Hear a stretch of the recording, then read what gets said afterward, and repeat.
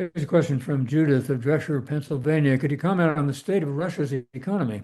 Are reports of its near collapse if the war continues much longer exaggerated? That sounds exaggerated to me. I think there was a lot of hope that the Russian economy would collapse because of all the sanctions that were put on it in 2022.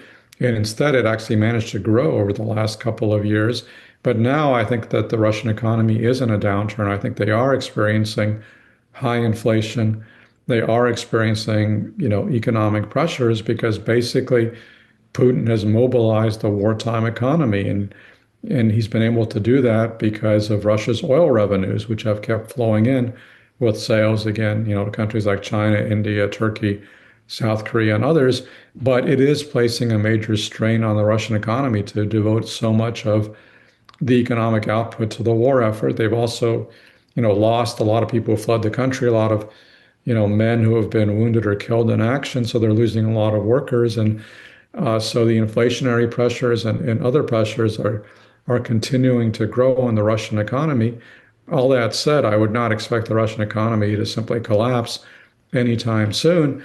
And I don't think that so far we've seen any kind of economic crisis severe enough to force Putin to end the war.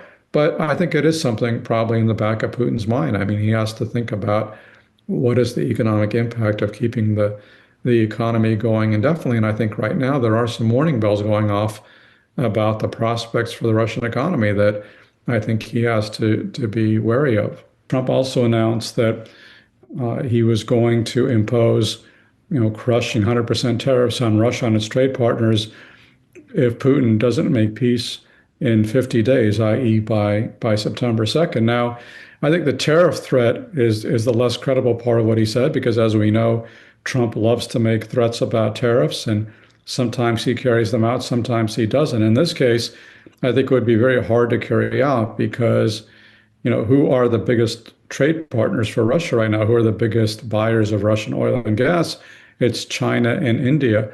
And obviously, we have a very complicated relationship with both countries, especially with China, where, we've already been in a trade war with them. And I don't think Trump is necessarily going to upset that by slapping 100% tariffs, which basically means the end of U.S. trade with China, which, could spell an economic recession for the U.S. and the entire world. And of course, India is a country with which we are often in alignment. So I'm not sure we're going to go to economic war with India either. But I think just the fact that Trump is saying this and the fact that he is willing to sell weapons to Ukraine, it's not enough, but it's a huge improvement over where he was over the last 6 months. America at a crossroads next week. It's going to be Paul Maslin and Mike Murray with Pat Morrison.